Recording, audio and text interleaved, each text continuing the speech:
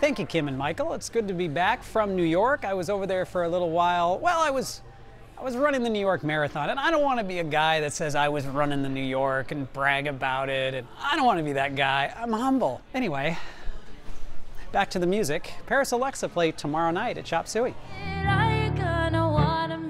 Can't you see my falling leaves? I feel like I'm wilting. Parisalexa is a young singer-songwriter-producer who followed up her debut Bloom with a new EP called Flexa. She also plays Timber Winter Music Festival in Leavenworth, January 25th.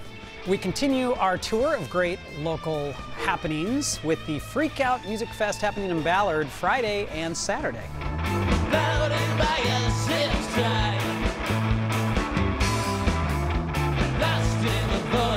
This Seattle band, Acid Tongue, plays along with the Grizzled Mighty, All Them Witches, Tres Leches, and dozens more at venues around Ballard for Freak Out Fest put on by local label Freak Out Records.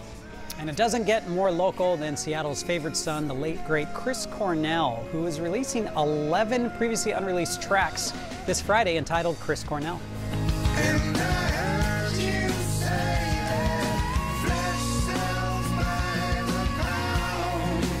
This box set was curated by Cornell's wife, Vicky, in collaboration with his bandmates and friends. It includes material from Cornell's various bands, including Soundgarden and Temple the Dog, Audioslave, and his solo career. I'm John Richards, and this has been The Music That Matters. Thank you, John. He's not that guy. If I ran a marathon, I would wear my medal every day for like a year. And you deserve it. Yes, you earned it. Well, nobody knows more about local music than John, but nobody knows more about pretty much everything than Jeopardy champion Ken Jennings. Yes.